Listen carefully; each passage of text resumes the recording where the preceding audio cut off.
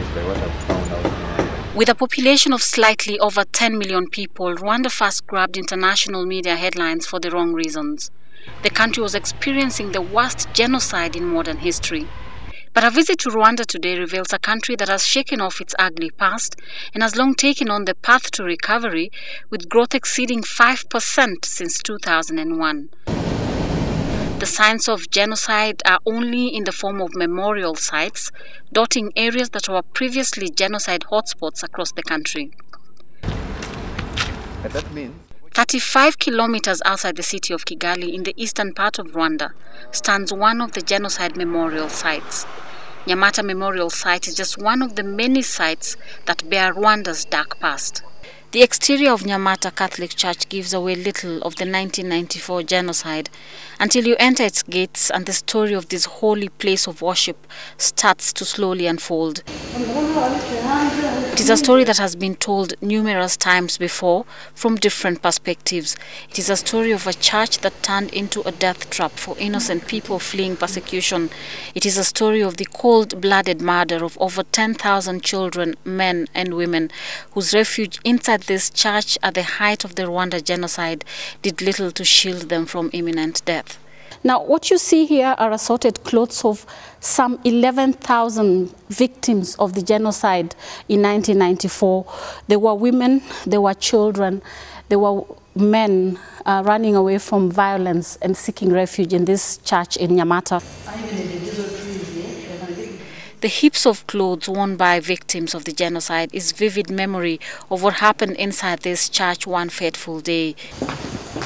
Bullet-riddled floors and iron doors remain intact, a reminder of how the assailants forced themselves inside the church and sprayed everyone with bullets. Now, as the thousands of men, women and innocent children met their death, ironically, the image of the Virgin Mary looked down upon them, and not even the fear of the Lord could speak to the conscience of the enemy and convince them to stop the killings. Chantal, a resident of Nyamata, lost all her family members in the genocide. But she's lucky to be alive today because at the time of the war, she was living in Uganda. In Rwanda before 1994, Rwanda here, they used to have IDs which identified the background of someone. But even in the midst of adversity, she did not give up hope. As she shows us around this church, the pain of losing her entire family has eroded with time. In its place has come hope and resilience. Watusi were running from their homes, coming at the church, saying that maybe in the house of God, nobody can be died from there. Fathers were here, saying that they will be protected by the fathers. There's how many? 11,000 people. They come gathered here, somewhere in the church, others were outside. Fathers were here, there are their houses, but people died. The images that confront you inside Nyamata Church is not for the faint-hearted.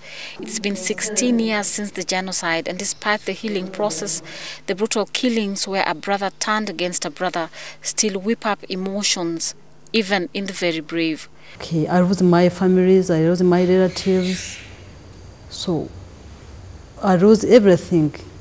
It was not easy, but we are trying to survive because we couldn't remain in this situation because it was worth. So we have to think, we have to get encouraged to build our country, to build ourselves. So now the life has at least started. The exterior of the church is a lot more bearable to look at because the walls still stand erect, hiding the brutality inside. But a tour of the church compound exposes several graves, some of them mass graves. Now, this is one of the mass graves where the remains of the thousands whose clothes you already saw inside the church were buried. Now, there are stacks and stacks of coffins here, and inside those coffins are basically bones and some of the skulls and the rest of the remains of the thousands that were killed in this church. Almost 2 decades later, the air of death hangs over this church, once a robust place of worship, but now a testimony of what antagonism can breed. that when hate takes over human emotion, logic loses its appeal. Everyone becomes the enemy. Now, the genocide in Rwanda did not just boil over in 1994. The problems had started simmering as far back as 1990, but the international community did not listen. One of the people who spoke against the violence was a missionary, a white woman who worked with the women and children in Nyamata area, and her name is Tonya. Tonya spoke against the violence and the genocide, and before her death in 1992, she had just been to a radio station where she was saying that the killings must stop.